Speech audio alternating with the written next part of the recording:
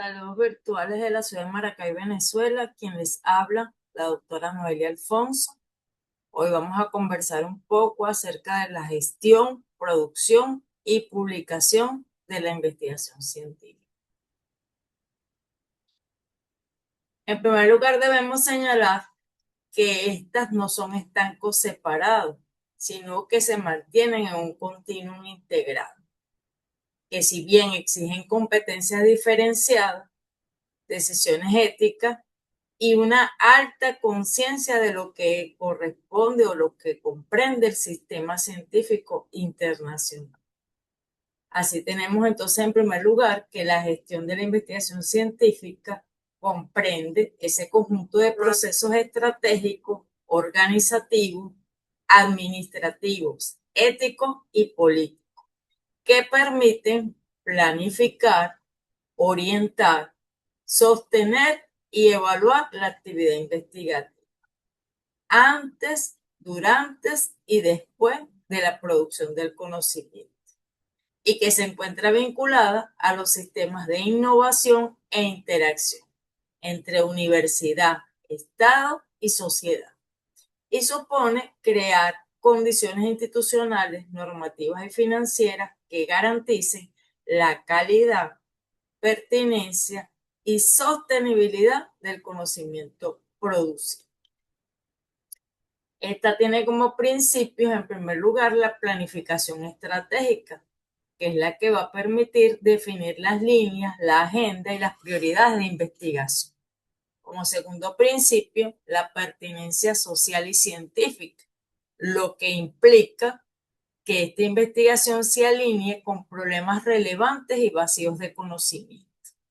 En tercer lugar, como tercer principio, la ética e integridad. Debe verificarse que ella cumpla con las normas éticas, bioéticas y de integridad científica, términos que están especialmente en boga con la emergencia de la inteligencia artificial. El cuarto principio, la evaluación y seguimiento, que indica precisamente ese uso de indicadores tanto cualitativos como cuantitativos. Y finalmente, el último principio de la gestión es la sostenibilidad, que implica entonces tomar las previsiones y las acciones en pro de la continuidad de los proyectos y de los equipos de investigación. Podemos ver entonces, destacar como más relevantes 4 características de la gestión. En primer lugar, que esta es transversal, pues está presente en todas las fases de la investigación, desde la planificación hasta la divulgación, integrando recursos, tiempos y actividades de manera continua. Como segunda característica, el componente institucional, ya que depende de las políticas científicas, las normativas institucionales y las agendas de financiación, que son las que definen las prioridades, asignan recursos y orientan la investigación según los intereses sociales, económicos o gubernamentales. Como tercera característica, la toma de decisiones, que va a permitir combinar decisiones colectivas del comité de ética, de los equipos de investigación, con las elecciones individuales, la metodología del investigador, equilibrando así los consensos institucionales con la autonomía del científico. Y como cuarta y última característica de la gestión, podemos señalar que esta condiciona la producción, pues se anticipa la ejecución de la investigación, estableciendo, como ya lo habíamos señalado, las condiciones de financiamiento, infraestructura y equipos, que son las que van a determinar qué, cómo y cuándo se puede investigar, limitando o potenciando los resultados. Como hitos importantes de la gestión, podemos señalar en primer lugar las políticas científicas nacionales, ya que estas constituyen el marco para que los países diseñen estrategias científicas y tecnológicas coherentes con sus objetivos socioeconómicos, planificación a largo plazo, asignación eficiente de recursos y la evaluación del impacto de la investigación en la innovación y el desarrollo. En segundo lugar, el sistema de evaluación por pares, que es hasta ahora el mecanismo que se ha establecido para garantizar la calidad e integridad de la investigación antes de su publicación o financiación. Expertos anónimos evalúan los trabajos de forma crítica y esto, como ya lo había señalado, se convirtió en el estándar para validar el conocimiento científico. Actualmente hay un debate con respecto a esto, acerca de su eficiencia y sus posibles sesgos. Como tercer hito, los indicadores bibliométricos, métricas como el factor de impacto, de citación, el índice H, entre otros, permiten cuantificar la producción e influencia científica. Facilitan la evaluación comparativa de investigadores, revistas e instituciones y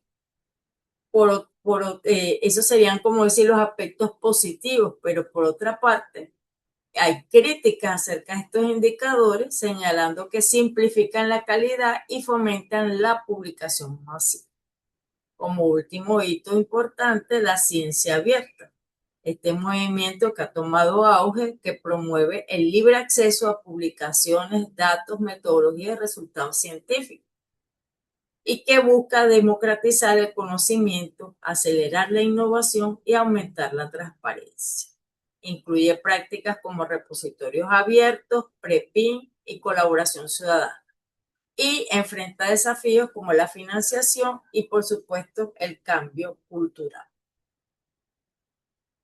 En segundo orden, entonces tendríamos lo que es la producción científica y podemos entenderla como un proceso intelectual, metodológico y creativo, mediante el cual se genera conocimiento nuevo, sistemático y comunicable a partir de problemas científicos claramente formulados. Producir conocimiento implica articular teoría, método y análisis riguroso, respetando criterios de validez, confiabilidad y coherencia lógica. Se trata entonces de este acto discursivo de escribir la ciencia, que supone ingresar a una comunidad epistémica con reglas, géneros y expectativas propias. Como principios de la producción, tenemos en primer lugar el rigor metodológico, referido entonces a esa aplicación precisa y sistemática de los métodos y técnicas de investigación, así como el uso adecuado de instrumentos, análisis de datos precisos y la minimización de errores y sesgos. Como segundo principio, la originalidad y aporte. Implica entonces esa necesidad y esa importancia de generar nuevo conocimiento y ofrecer una perspectiva innovadora a un problema existente.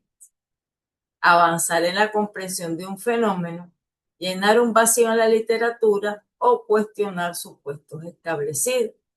Como tercer principio tenemos la coherencia epistemológica, que implica esa alineación y consistencia entre el marco teórico, es decir, cómo se concibe el conocimiento, la metodología referida a cómo se obtiene y los objetivos. Como cuarto principio, la transparencia, que implica documentar y comunicar de manera clara, completa y honesta, desde el diseño hasta el análisis, describir limitaciones, dificultades y decisiones metodológicas, permitiendo la evaluación crítica por parte de la comunidad científica.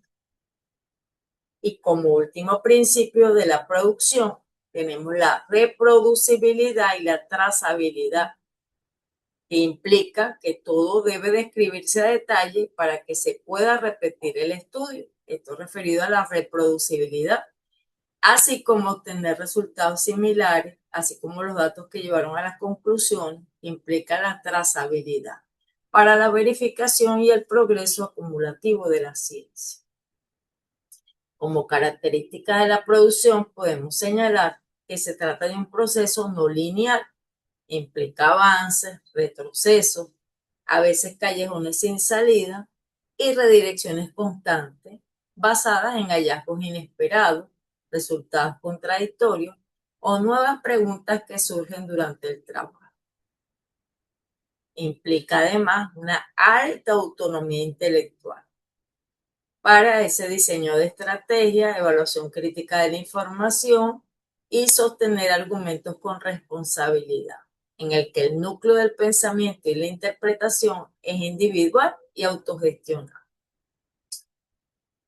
También como característica tenemos el diálogo con el estado del arte. Requiere una revisión de la literatura especializada para identificar vacíos, debates vigentes y métodos establecidos, con el fin de situar la propia contribución en la conversación académica en curso.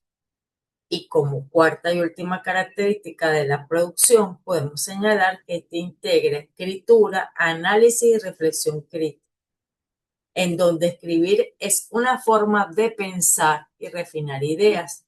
El análisis de datos y la reflexión crítica se entrelazan constantemente con la redacción de textos que deben ser rigurosos, claros y persuasivos. Como hitos de la producción podemos señalar la formulación del problema científico, que es el que va a permitir identificar y definir una pregunta específica, relevante y que puede investigarse, que surja de una brecha en el conocimiento existente y que sea el punto de partida que guíe toda la investigación. En segundo lugar, revisar el marco teórico implica revisar y sintetizar la literatura y teorías previas relacionadas con el problema, y que es el que proporciona el fundamento conceptual, contextualiza el estudio y ayuda a establecer las hipótesis u objetivos. Como tercerito, diseñar el marco metodológico. Implica planificar la selección de métodos, la técnica de recolección de datos, muestras, instrumentos y procedimientos, asegurando que el estudio sea válido, reproducible y ético. En cuarto lugar, el análisis e interpretación de los resultados, que es entonces aquí donde se procesan los datos obtenidos mediante métodos, bien sea cualitativos, cuantitativos o mixtos, y extraer significado de ellos. Se contrastan con el marco teórico y se discuten sus implicaciones, limitaciones y posibles explicaciones. Y finalmente, la escritura del manuscrito científico. Redactar el informe estructurado para comunicar los hallazgos a la comunidad académica, siguiendo normas éticas y editoriales con el fin de someterlo a la revisión y difusión. En cuanto a la publicación científica, tenemos que es ese proceso mediante el cual los resultados de la investigación son validados, difundidos y legitimados por la comunidad académica a través de canales formales como revistas científicas, libros o repositorios. Una investigación no publicada es desde el punto de vista científico conocimiento inexistente para la comunidad. Publicar implica entonces comprender el funcionamiento del sistema editorial, sus métricas, sesgos y criterios de calidad. Esta publicación tiene como principio, en primer lugar, el impacto científico y social, el cual se mide por su influencia en investigaciones posteriores, citas, replicación. El impacto social se refiere a esta contribución del trabajo a la solución del problema, al avance tecnológico, a la mejora de políticas públicas y al bienestar de la sociedad. Nuevamente emerge aquí la evaluación por pares, como ese proceso en el que los expertos en el mismo campo revisan de forma anónima el manuscrito de un investigador antes de su publicación. Su objetivo es evaluar la validez, la calidad, la originalidad y el rigor metodológico del trabajo, actuando como un filtro de control de calidad fundamental para la ciencia. La transparencia editorial, referida a la claridad y apertura en las políticas, procesos y decisiones de la revista, incluye criterios editoriales claros, declaración de posibles conflictos de interés, el proceso de selección de revisores y en algunos casos la identidad del editor y los revisores, que busca garantizar imparcialidad y confianza. Acceso y visibilidad, lo cual se relaciona con cómo se distribuye el conocimiento científico y quién puede leerlo. El acceso abierto como un modelo que promueve el libre acceso inmediato en línea, sin barreras de pago, maximizando así la visibilidad, la difusión y el potencial impacto de la investigación. Y la ética de la autoría, que no es otra cosa que aquella que busca garantizar que se reconozcan a quienes merecen crédito y se eviten prácticas como la autoría honoraria, el autor fantasma o el plagio, del cual vamos a hablar más adelante. Como características principales de esta publicación podemos señalar que está mediada por editores y revisores, es decir, que el conocimiento pasa por un sistema de filtro y validación de la calidad, originalidad y rigor del trabajo antes de aceptar, que se rige por normas internacionales, es decir, sigue convenciones estandarizadas que garantizan claridad, uniformidad y verificación en la comunicación global de la ciencia, que además es competitiva y selectiva, pues existe una gran presión por publicar, lo que crea un entorno de competencia entre investigadores e instituciones. Y produce capital académico y simbólico, es decir, publicar no solo difunde conocimiento, aporta prestigio, reconocimiento y autoridad en el campo, consolidando la reputación profesional. En cuanto a la autoría en intercolaboración, podemos señalar que los autores representan o deben implicarse en diferentes roles: el diseño o en la ejecución, en la redacción o en el pulir la redacción, en validar lo que se está presentando y en garantizar pues su veracidad, su pertinencia con la actualidad. Implica, ¿verdad? Buenas prácticas de transparencia en cuanto a la declaración explícita de la contribución de cada uno de los autores. De acuerdo a la literatura revisada, la tendencia es que en las ciencias naturales pueda verse en un paper, artículo o capítulo de libro hasta un número superior a 5 autores, debido a que sus investigaciones implican equipos multidisciplinarios que procesen datos, que verifiquen experimentos, entre otros. En cambio, en las ciencias sociales, lo común es que publique de forma individual o hasta un máximo de 3 autores. Algunas malas prácticas que debemos evitar son la autoría de regalo, el autor invitado y el autor fantasma. Este último considero que es bastante delicado, pues se trata de ignorar, de omitir el reconocimiento a quien ha trabajado en ese proceso de producción de conocimiento y de escritura de lo que se va a publicar. Como hitos de la publicación podemos señalar la selección del órgano divulgativo, en qué revista o en qué editorial, en qué convocatoria de libro, entre otras, se va a publicar, el ajuste a las normas editoriales, la revisión tanto de los editores como de los árbitros y los correspondientes ajustes por parte del autor, y la publicación, que no se queda entonces hasta allí, sino que implica además la difusión y divulgación para que verdaderamente haya un impacto y una citación. Entonces, es importante en este sentido la visibilidad que se pueda lograr a través de las redes sociales comunes o generales y a través de las redes sociales académicas, así como de los indicadores persistentes. En este caso, el ORCID, el Google Scholar, y como redes académicas, Academia Edu y ResearchGate.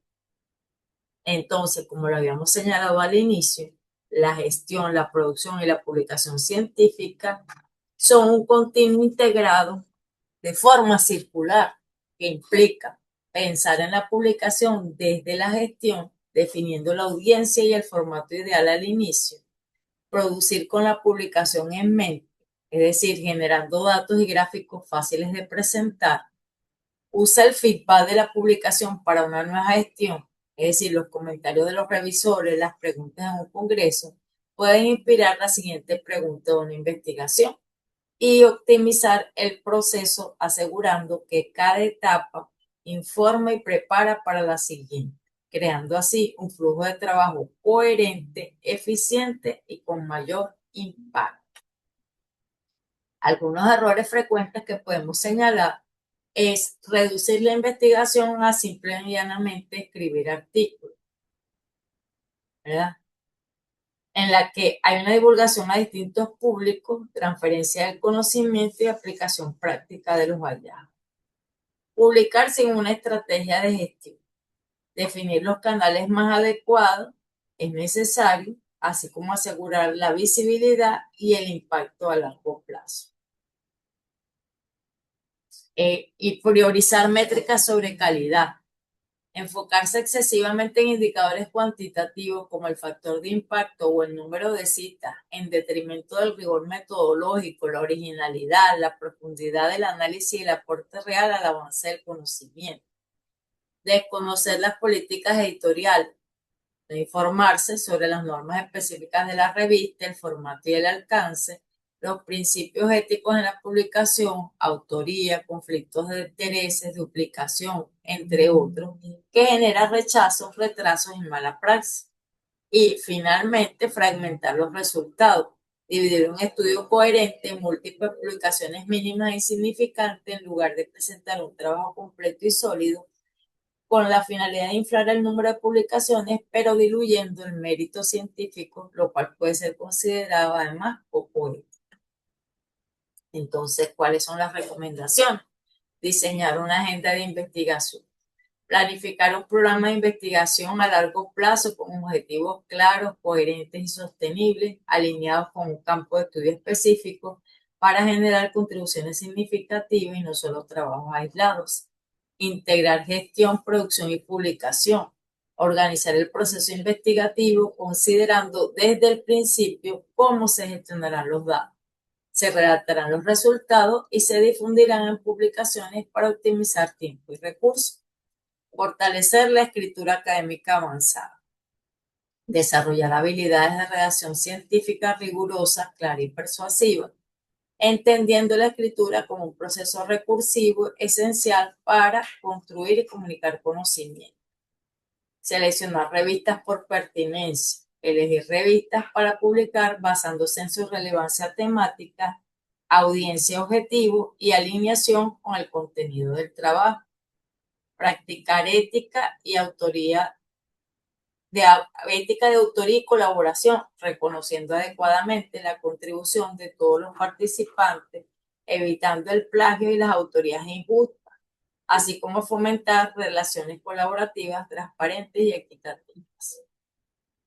En cuanto a la ciencia abierta, podemos señalar que en relación a la gestión ha transformado las políticas institucionales estableciendo un modelo de acceso abierto frente a un modelo de suscripción, cuyas infraestructuras implican la creación de repositorios nacionales y centrales y una evaluación responsable que permita valorar calidad y apertura sobre métricas tradicionales basadas en la cantidad. Una buena práctica es un diseño proactivo que se planifique la apertura, los metadatos, la ética y los formatos desde el inicio del proyecto. El uso de las licencias Creative Commons para facilitar la reutilización legal y el cumplimiento con los estándares institucionales y globales. En cuanto a la producción, esta transformación implica el uso de cuadernos de investigación abiertos y preprint para acelerar el flujo, una mayor colaboración, escritura colectiva y revisión por pares abiertas, y disponibilidad en cuanto a la apertura de métodos, códigos y datos brutos para la verificación. Como buenas prácticas, entonces, están documentar procesos para que otros logren los mismos resultados, registrar el porqué de cada decisión metodológica y revalorizar el libro académico como un activo intelectual estratégico. En cuanto a la publicación, revistas abiertas, autoarchivo y sin costo tanto para el autor como para el lector. Auge de editoriales universitarias y consorcios y transición hacia sistemas editoriales más democráticos. Implica priorizar editoriales con políticas claras y evitar revistas depredadoras. Uso mandatorio del DOI y el ICBN para asegurar la permanencia. y medir el éxito por la utilidad pública y no solo por las citas bibliométricas, transitando así de una lógica individualista a una colaborativa y distribuida. Como tendencias actuales, podemos entonces reiterar la consolidación de la ciencia abierta, en la que los gobiernos y agencias de financiación están creando marcos legales que obligan a que la investigación financiada con fondos públicos sea de acceso abierto, con el objetivo de maximizar el impacto y la transparencia de la inversión en ciencia. Crecimiento de libros académicos, se está expandiendo el modelo de acceso abierto más allá de los artículos de revista hacia monografía y capítulos de libros académicos, lo que responde a la necesidad de mayor difusión en humanidades y ciencias sociales, donde el libro es la publicación principal, aunque busca resolver desafíos de financiación sostenible. Integración en la formación, es decir, crear una cultura académica nueva desde la base, incorporándola a los planes de estudio y una evaluación responsable. La Declaración de San Francisco entonces aboga por valorar la investigación por su mérito intrínseco, su impacto real, favoreciendo prácticas de ciencia abierta. De modo que estas tendencias exigen que los investigadores publiquen más, mejor y de manera más responsable.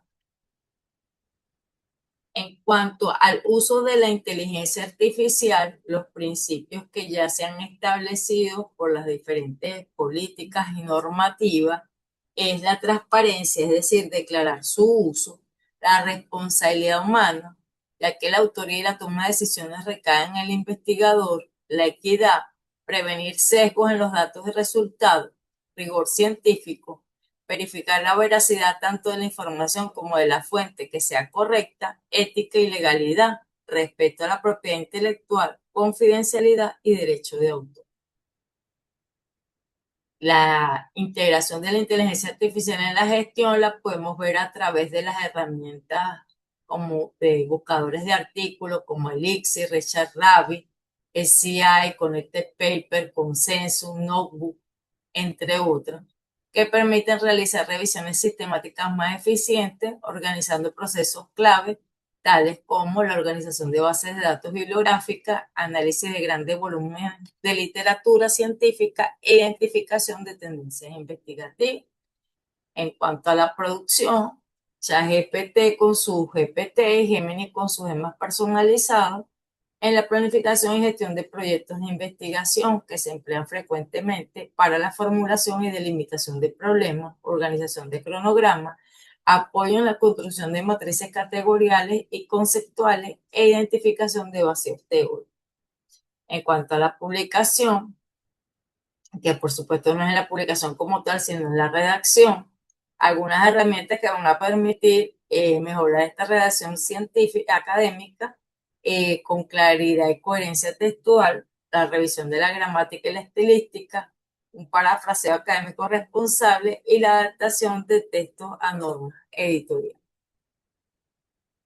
Actualmente, esa discusión entre que si la inteligencia artificial es autor, si la inteligencia artificial va a sustituir al hombre, o todo eso ya fue superado.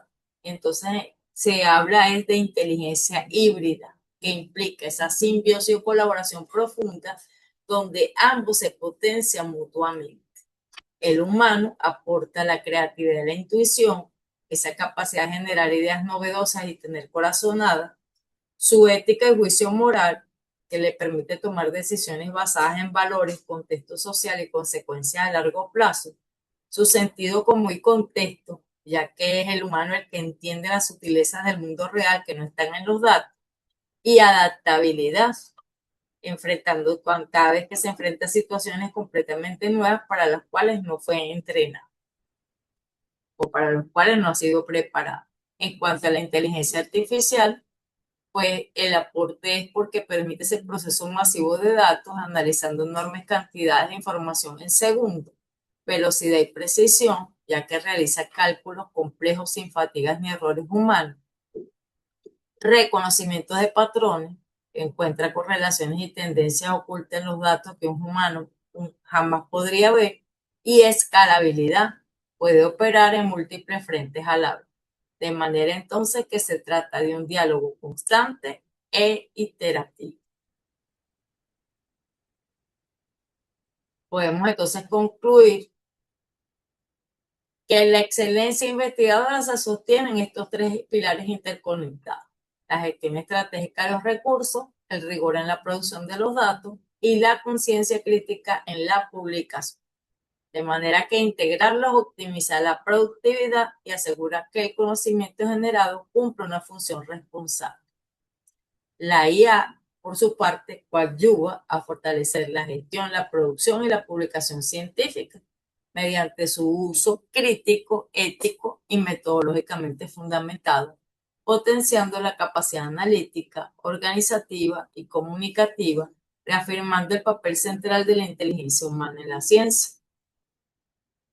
En cuanto a la región latinoamericana, podemos señalar que esta muestra un crecimiento de producción científica concentrado en pocos países, con fuerte dependencia de políticas públicas, gastos en investigación y desarrollo y redes de colaboración, entre los que destacan Brasil, México y Argentina como los países líderes. Podemos ver también entonces aquí en este cuadro el índice latinoamericano de inteligencia artificial, como Chile, Brasil y Uruguay se posicionan en los primeros lugares y Venezuela en el último. Entonces, en cuanto a Venezuela, podemos reiterar que la combinación de crisis económica, fuga de cerebro y debilidad en repositorios de revistas ha deteriorado la infraestructura de publicación, pues si bien persisten revistas indexadas y una producción que todavía logra mantenerse, el reto es hacia una gestión científica y editorial central que pueda consolidar repositorios, asegurar la periodicidad, internacionalizar idioma, colaboración y vincular la producción con políticas de desarrollo e identidad nacional. Hasta aquí, ¿verdad? Lo que sería la parte de la conferencia. Sin embargo, yo traje por aquí una revisión que hice del ORCID de los compañeros presentes para que podamos ver algunos aspectos a mejorar. Pero en el primer ejemplo podemos ver que falta el enlace a Google Scholar y las palabras claves acerca de las áreas en las que el investigador se desenvuelve. En el segundo ejemplo podemos ver que falta el correo de contacto. Entonces, si alguna persona, algún otro investigador tiene interés en conectarse con él, no tiene manera de ubicar. En el tercer lugar, vemos entonces que es reiterativo, falta tanto el enlace a Google Scholar como el correo. En el cuarto, falta el enlace a Google Scholar y las palabras clave. Entonces, son cositas que debemos ir mejorando, perfeccionando para que esté en esa base de datos toda aquella información que es importante y que es necesaria.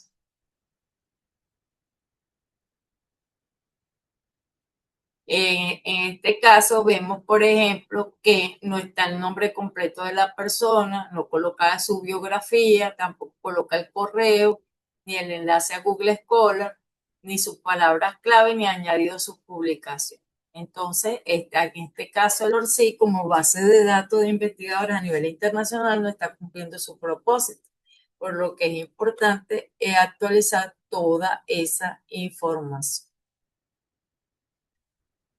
Igualmente, en el caso de Google Scholar, no todos tienen Google Scholar de acuerdo a la revisión realizada.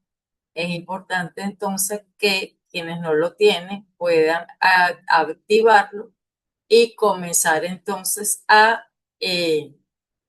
actualizar esa información y que en el Google Scholar aparezcan los datos del ORCID y en el ORCID aparezcan el enlace de Google Scholar y para que se retroalimenten en cuanto a quien visite una página u otra pueda ubicar. Y aquí pues algunas herramientas que les voy a presentar que pueden apoyar ese proceso de cuando están escribiendo su capítulo de libro o su libro completo. El Remove Photorun nos permite entonces quitar o sustituir un fondo a la imagen. Si nos están pidiendo una imagen que sea fondo blanco o de cualquier otro fondo, entonces al subir la imagen a cualquiera de estas dos herramientas nos los va a dejar transparente y luego nosotros podemos seleccionar el fondo que queramos. A veces tenemos unas imágenes que no tienen tanta calidad, pero no tenemos opción de tomarnos otras. Estas herramientas como Aguro o Pika nos van a permitir mejorar la calidad de la imagen. Cuando generamos una imagen por inteligencia artificial que nos genera una marca de agua, al subirla a esta herramienta podemos borrar esa marca de agua o cualquier otro detalle que nosotros queramos mejorar. Por ejemplo, a veces generamos una infografía o una imagen que no es editable y que todo está bien menos una palabra o una letra que sobra, pues también podemos subirla allí para borrarla, bien sea la palabra completa o ese detalle. Estas tres herramientas de aquí abajo nos van a permitir hacer esas portadas de libro en 3D para lo que sería la ilustración, en algunos casos de presentación o de la misma contraportada del libro. Algunos enlaces de las páginas son demasiado largos y visualmente no son atractivos. Entonces, la idea no es colocar el enlace incompleto, porque así no nos va a dirigir a la página, sino como colocarlo completo, pero enroscado a través de estas herramientas URL gratis, Bitly o Gozu, que nos van a permitir entonces generarnos un enlace corto, un enlace enroscado, en donde podemos igual acceder a la página, pero que visualmente es más atractivo cuando se colocan las referencias. Algunas personas tienen problemas para hacer sus grabaciones de video cuando no lo quieren hacer en vivo, sino que están grabando notas de voz y después quieren incorporarlas al PowerPoint. Bueno, esas notas de voz que se generan con WhatsApp se pueden convertir en MP3 a través de VSL Media Player y luego se incrustan en el PowerPoint. Y finalmente, a veces tenemos documentos que necesitamos convertir en imágenes o que necesitamos convertir de PDF a Word o así o algunas otras conversiones, pues lo podemos hacer a través de la herramienta Convertir. Bueno, hasta aquí entonces esta interacción de mi parte. Muchas gracias por su atención. Quedo atenta a sus preguntas.